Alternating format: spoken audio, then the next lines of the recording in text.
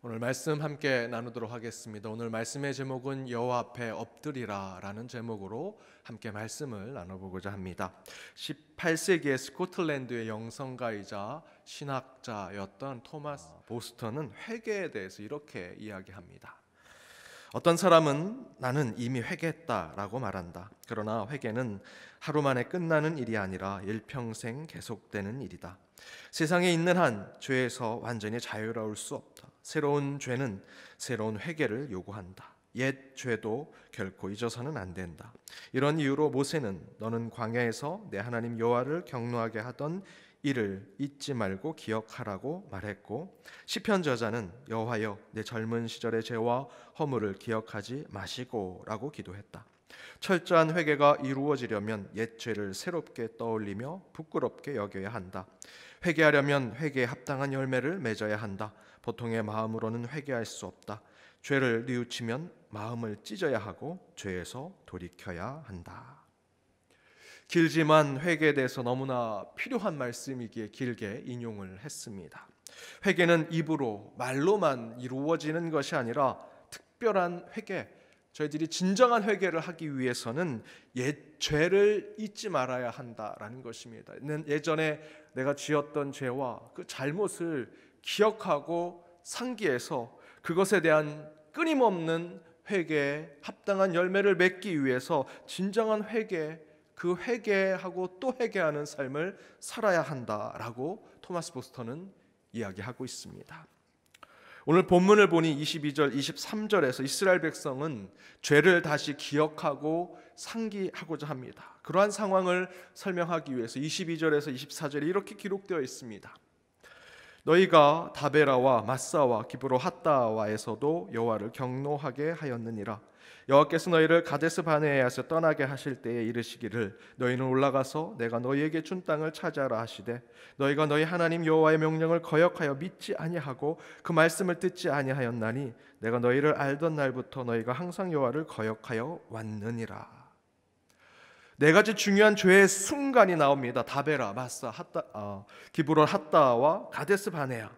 시간의 순서 없이 성경에서는 쓰여졌지만 그 시간의 또는 역사의 순서대로 잠시 설명을 드리면 마사가 가장 먼저입니다. 마사라고 하는 이름의 뜻은 시험이라는 것입니다. 출애굽의 백성들이 물을 달라 아우성을 칩니다. 광야에 나와서 물이 없으니 그 물을 달라고 계속해서 모세에게 원망하고 끝내는 하나님께도 원망을 합니다. 그 원망하는 그들의 모습 가운데 하나님은 죄를 발견하셨습니다. 그래서 그들을 시험한다라는 마사에서 하나님은 그들의 죄를 물으셨습니다. 두 번째는 다베라입니다. 다베라의 이름의 뜻은 불사름이라는 뜻을 가지고 있습니다. 시내산에서 내려와 이제 3일길 광야의 길을 걷게 되는데 그 광야의 길이 얼마나 힘들겠습니까? 다시 이스라엘 백성들은 원망합니다. 그 원망하는 죄를 보시고 하나님은 불을 그들에게 내립니다. 불사르는 심판을 하시는 것이죠. 그래서 다베라는 불사름이라는 의미를 가지고 있습니다. 또한 세 번째는 기브론 핫다와입니다. 이 기브론 핫다와의 이름의 뜻은 탐욕의 무덤이라는 뜻입니다. 만나를 하나님께서 매일 아침에 그 백성들에게 주셨습니다. 그런데 그 만나만 먹으니 고기가 먹고 싶다라고 또 원망하고 또 원망하지요. 그 가운데 하나님께서 은혜를 베푸셔서 메추라기를 그들에게 보내주십니다. 하지만 그렇게 원망하고 하나님께 탓을 돌렸던 그 주동자들은 하나님께서 모두 심판하셔서 그곳에 사람들을 장사 지내게 하며 그 욕심에 가득 차여 하나님께 원망했던 자들의 무덤이라는 뜻으로 기브롯 핫다와라는 그 탐욕의 무덤을 그곳에 하나님께서 역사로 보여주십니다. 마지막 네 번째는 가데스 바네아입니다. 방랑의 광야란 뜻을 가지고 있습니다. 신광야에서 정탐꾼이 이제 가나안 땅에 들어가기 위해서 12정탐꾼을 보냈는데 10명의 정탐꾼이 자신들의 기준, 인간의 기준대로 보고를 합니다. 들어갈 수 없습니다. 거민이 있습니다. 다시 애굽으로 가는 것이 낫습니다 라고 하는 것을 하나님께서 심판하시지요. 그리고 그들은 40년 동안 그 광야에서 유리방황하는 일들을 겪게 됩니다. 바로 이 네 곳을 이야기한 것은 바로 이스라엘 백성에게 죄가 일어났던 그곳을 상기하고 기억하라고 이 네 곳의 장소를 하나님께서 말씀하고 계십니다. 왜냐하면 토마스 보스턴이 말한 대로 철저한 회개, 합당한 회개의 열매를 맺기 위해서는 우리는 죄악을 저질렀던 그 과거의 자리로 돌아가야 합니다. 그때 그 시간, 그 장소로 돌아가 내가 어떤 죄를 범했으며 어떤 잘못을 했는지를 다시 한번 상기할 필요가 있기 때문입니다. 그 죄의 장소를 다시 한번 기억하면서 회개하고 또 회개하고, 더 나아가서는 절대로 그 죄를 짓지 말아야겠다. 그 장소를 생각하며 그 잘못된 그 죄를 저질렀던 곳을 다시 상기하면서 다시 그곳으로 돌아가지 말아야지, 그때로 돌아가지 말아야지 라는 것으로 회개 열매를 맺는 것이죠. 여러분, 어른이 된다는 것, 성숙하여진다라는 것이 무엇이겠습니까? 10개의 시험 문제가 있습니다. 그 가운데 2개, 3개를 맞았습니다. 그렇다면 그 다음에는 그 실수를 줄여서 2, 3개 맞았던 것에 4개, 5개, 나중에는 6개, 7개, 더 나아가서는 7개, 8개, 9개, 마지막에는 만점을 맞을 수 있는 것으로 나아가는 것, 그것이 성숙해지는 것입니다. 어른이 되는 것이죠. 인생의 문제 가운데 2, 3개를 맞았다면 어린아이와 같은 것입니다. 그 인생의 문제에 계속해서 시행착오를 겪고 다시는 그러지 말아야지, 이제는 좀 성숙해져야지 하면서 4, 5개, 6개, 7개, 점점점 10개에 가깝게 맞춰가는 것이 어른이 되는 것이고 신앙의 성숙, 영적인 성숙으로 나아가는 것입니다. 그리스도인이 되는 것, 영적 성숙, 영적으로 어른이 되는 것도 이와 똑같지요. 인생의 실수, 잘못, 죄와 악을 저지르는 것에 대해서 전에는 2, 3개 그 잘못을 되돌렸다면 이제 점점점 4, 5개 이상의 것을 다시 회복하고 회개하고 그렇게 살지 않도록 만드는 삶이 영적 성숙으로 나아가는 것입니다. 그렇게 장성한 분량으로 참된 그리스도인으로 나아가는 것은 내 잘못을 줄여가는 것, 회개함으로 그 자리로 돌아가지 않는 것이 진정한 회개하는 영적 성숙으로 이르는 그리스도인의 모습이라는 것입니다.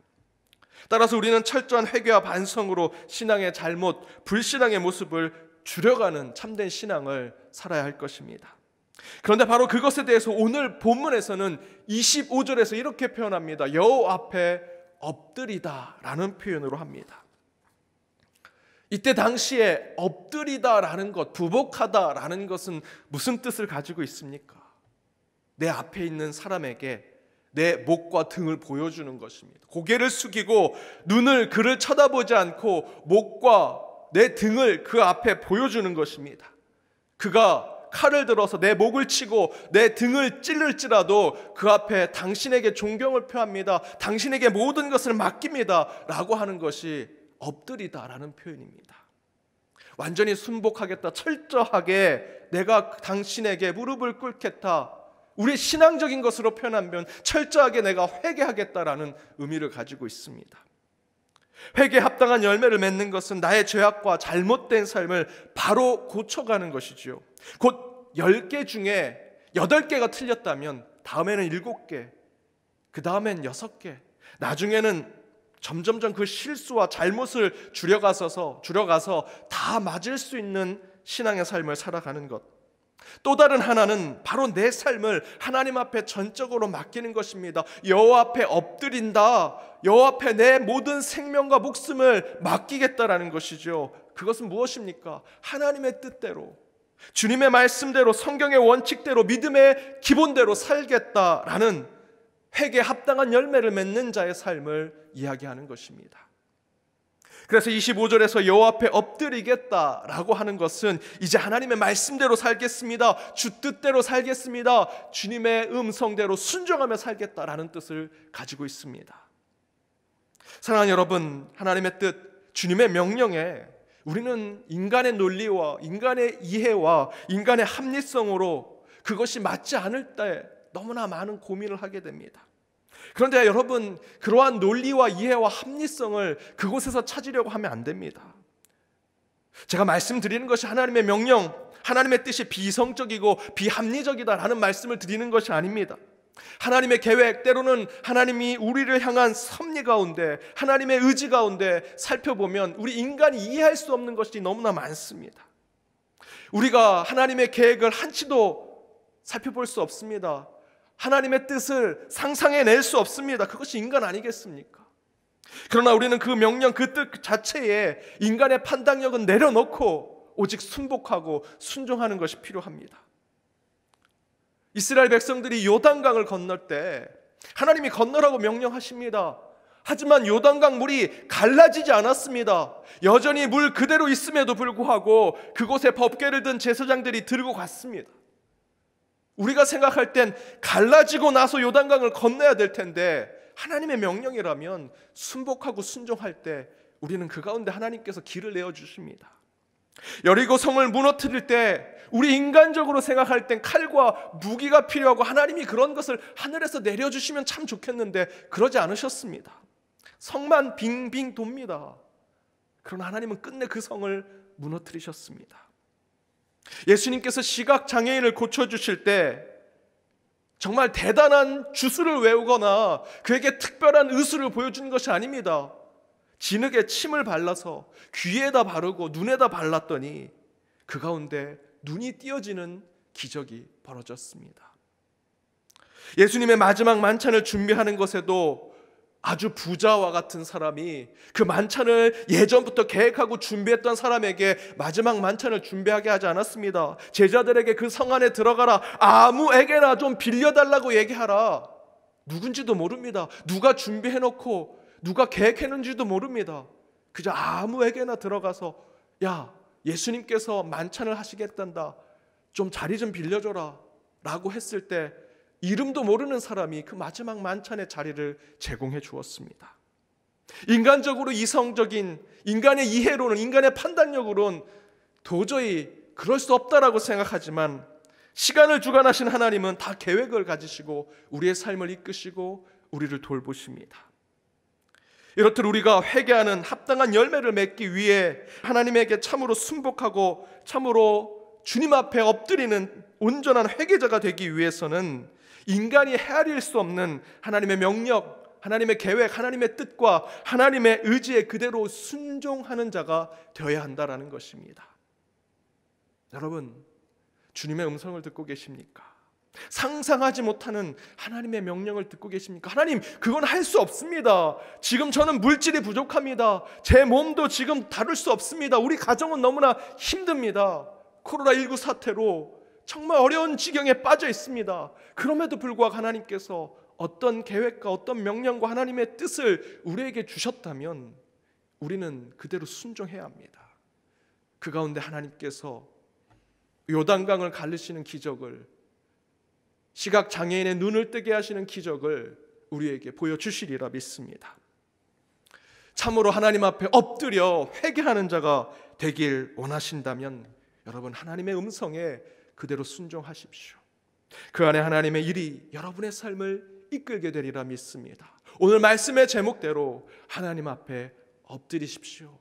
회개하십시오. 모든 것을 맡기십시오.